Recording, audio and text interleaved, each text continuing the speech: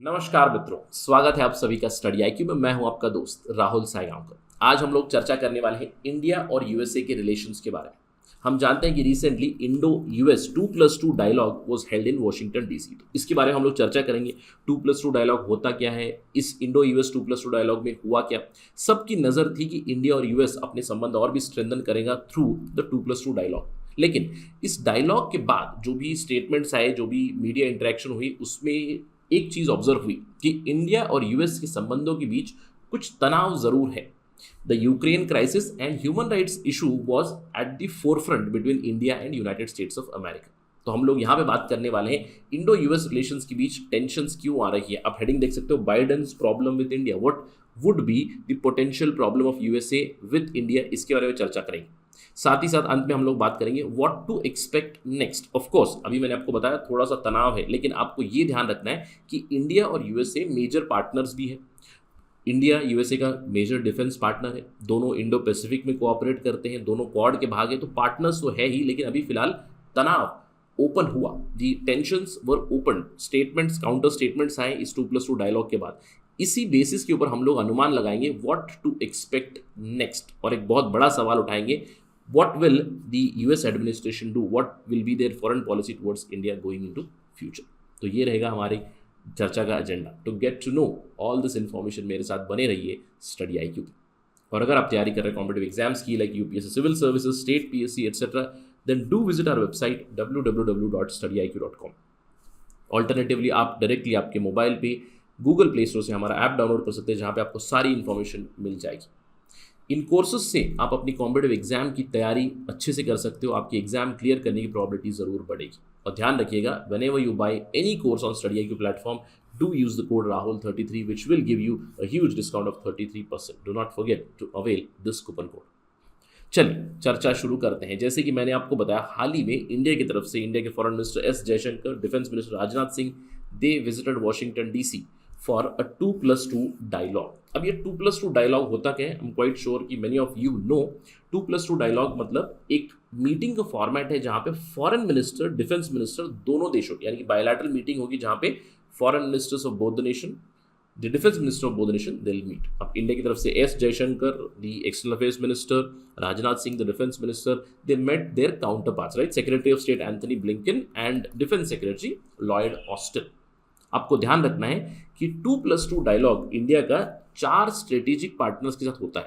US के साथ सबसे पुराना है हमारा, 2018 से 2+2 डायलॉग शुरू हो चुका है। इसके बाद जापान के साथ हम लोगों ने अगले साल 2019 में शुरू किया था। तो इंडिया यूएसए 2+2 डायलॉग 2018 में स्टार्ट हुआ, इंडिया जापान 2+2 डायलॉग 2019 में स्टार्ट हुआ। ऑस्ट्रेलिया के साथ पिछले साल सितंबर में शुरू हुआ है, रशिया के साथ भी हम लोगों ने हाल ही में शुरू किया हुआ है, राइट। तो 3 क्वाड के जो हमारे पार्टनर्स हैं उनके साथ 2+2 डायलॉग होता है। रशिया के साथ तो एनुअल मीट होती है। इसके अलावा 2+2 dialogue has also started. Just remember this fact from exam perspective, right. अब देखिए, सबकी नज़र थी इस 2+2 डायलॉग के ऊपर। सबको लग रहा था कि इंडिया और यूएस की स्ट्रेटेजिक पार्टनरशिप को और भी आगे ले जाएंगे।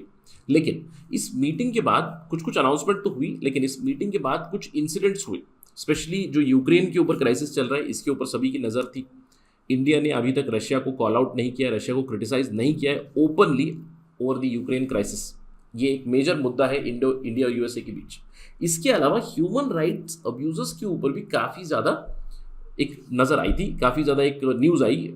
यूएस की तरफ से एक स्टेटमेंट आया, इंडिया की तरफ से एक स्टेटमेंट आया। तो यूक्रेन और human rights they overshadowed the 2+2 dialogue. Of course 2+2 dialogue में बहुत सारी दूसरी चीज़ें भी हुई। What was the outcome, Indo US joint statement में रिलीज हुआ, जहाँ पे फिर से they reiterated same thing, rules based international order की बात करते हैं, टेरिटोरियल इंटीग्रिटी की बात करते हैं, इंडो पैसिफिक के बारे में बात की, कोविड-19 के बारे में आया। इनफैक्ट बहुत सारे एग्रीमेंट्स भी साइन हुए, जैसे कि Indo US space situational awareness agreement has been agreed, जहाँ पे इंडिया और US space cooperation, space research में कोऑपरेट करेगा। Inaugural defence artificial intelligence dialogue भी शुरू होने वाला है between India and US. Military supply chain cooperation sign हुआ है। इसके अलावा Indo US climate change and clean energy agenda 2030 की जो पार्टनरशिप है, इसके ऊपर भी काफ़ी प्रोग्रेस हुई इस 2+2 डायलॉग में। इसके अलावा इंडिया ने ये कहा कि India will co host Indo Pacific army chief conference. इसको यूनाइटेड स्टेट्स ने ओपन वेलकम किया, कहा कि वी वेलकम इंडिया को hosting of Indo Pacific army chief conference as well as Indo Pacific army management seminar 2023 में होने वाला है। इंडिया इसको होस्ट करने वाला है। तो बहुत सारी अनाउंसमेंट हुई, run of the mill announcements were there, many agreements were signed, MOUs were signed, but इस पूरे 2+2 डायलॉग को ओवरशैडो किया यूक्रेन का मैटर और human rights abuse, human rights war of words. United states की तरफ से उनके secretary of state Antony Blinken ने इंडिया की ह्यूमन राइट्स अब्यूजेस के ऊपर, ह्यूमन राइट्स रिकॉर्ड के ऊपर एक स्टेटमेंट दिया, जिसके खिलाफ इंडिया के एक्सटर्नल अफेयर्स मिनिस्टर ने यह कहा कि we look at US human rights too. Recently United States में 2 सिख लोगों के ऊपर अटैक हुए थे यूनाइटेड स्टेट्स में, जिसके चलते एस जयशंकर ने कहा कि आप हमारे ह्यूमन राइट्स के बारे में बात करते हैं, हमारी नज़र आपकी ह्यूमन राइट प्रोटेक्शन के ऊपर भी है। तो somehow India retaliated with respect to human rights violation in United States also, right? So this clearly shows there is some sort of divergence. ऐसा नहीं कि दोनों पार्टनर नहीं रहे, बहुत बड़ी कोई बदलाव नहीं आई है, लेकिन यूक्रेन के मैटर को लेकर अभी तक इंडिया ने रशिया को ओपनली क्रिटिसाइज नहीं किया। यूएसए कहीं ना कहीं चाहता है कि इंडिया ओपनली क्रिटिसाइज करे रशिया को। अब दूसरी चीज़ें ह्यूमन राइट वायलेशन के ऊपर दोनों तरफ से स्टेटमेंट काउंटर स्टेटमेंट आए, तो इस डाइवर्जेंस के चलते हम लोग एक अनुमान लगा सकते हैं what can we expect next, आगे क्या आने वाला है इंडो यूएस रिलेशन के बीच। देखिए, यूक्रेन क्राइसिस के चलते यूएसए ने अभी फिलहाल उनकी शॉर्ट टर्म जो ऑब्जेक्टिव्स बताई हैं out of this Russia Ukraine crisis, 3-fold objectives बताई। रिसेंटली बाइडेन एडमिनिस्ट्रेशन की जो नेशनल सिक्योरिटी एडवाइजर है जेक सलिवन, उन्होंने 3-fold ऑब्जेक्टिव्स बताए। पहला ऑब्जेक्टिव है फ्री एंड इंडिपेंडेंट यूक्रेन। इससे ठीक है, इंडिया को ज़्यादा कुछ फर्क नहीं पड़ना चाहिए, और of course India talks about independence democracy, yes we do promote this. इसके अलावा यूएस ने कहा we want a stronger, more unified, more determined West. यहाँ पे वेस्ट की बात की, इंडो पैसिफिक की बात नहीं हुई, but that is very fine. US wants a more stronger West, यानी कि मोर स्ट्रॉन्गर अटलांटिक पार्टनरशिप हम लोग कह सकते हैं यूएसए और यूरोप के बीच। ठीक है, दिस इज वेरी फाइन। लेकिन यहाँ पे एक दूसरा फैक्टर भी बताया, a weekend and isolated Russia.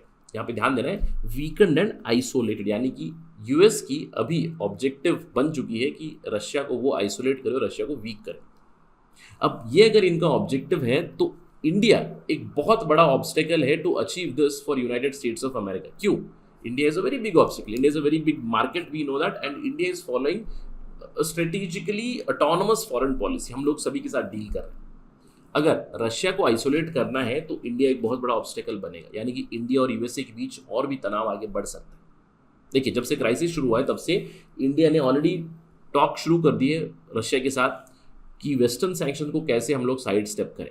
Rouble के ऊपर भी डिस्कशन हुई। इसके अलावा वॉर से पहले रशिया एक मेजर एनर्जी सप्लायर नहीं था, बिल्कुल डिफेंस सप्लायर था, लेकिन जब से जंग छिड़ी है यूक्रेन में, 2 महीनों में, पिछले इस मार्च में अप्रैल में, पिछले 2 महीनों में इंडिया ने इतने ज़्यादा कॉन्ट्रैक्ट साइन किए हैं रशिया के साथ ऑयल इंपोर्ट, जो हम लोगों ने पिछले पूरे साल में नहीं किए थे। इन 2 महीनों में हम लोगों ने तेल के लिए कॉन्ट्रैक्ट साइन किए फ्रॉम रशिया। इसके अलावा इंडिया ने यह कहा है कि we are going to import more and more coal from Russia also. मार्च 2022 में हम लोगों ने जितना कोल ऑर्डर किया है उतना 2020 से नहीं किया था, तो हमारी कोल इंपोर्ट्स भी और ज़्यादा बढ़ने वाली है। इनफैक्ट इंडिया ने कहा है कि हम हमारी स्टील इंडस्ट्री को स्ट्रेंथन करना चाहते हैं, तो इसके लिए हम लोग और भी ज़्यादा कोल इंपोर्ट करेंगे फ्रॉम रशिया। अब यूएस चाहता है कि रशिया आइसोलेट हो। अब इंडिया रशिया के साथ और भी ज़्यादा ट्रेड डील्स में लगा हुआ है।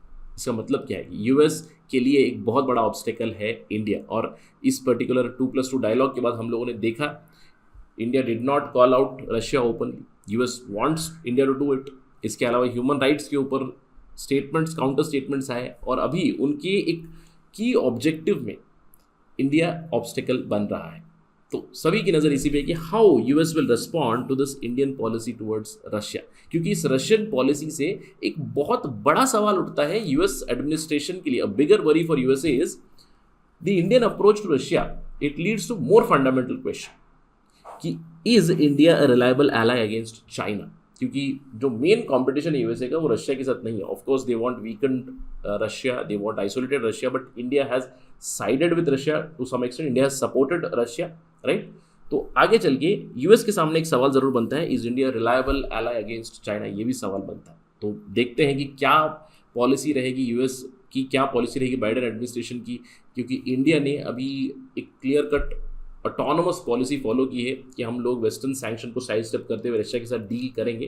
तो रशिया को आइसोलेट करने में दिक्कत होगी यूएसए को. So will see how US responds to all this in upcoming days. इसके ऊपर हमारी नज़र ज़रूर रहेगी. Whenever an update comes will talk about it as soon as possible on Study IQ.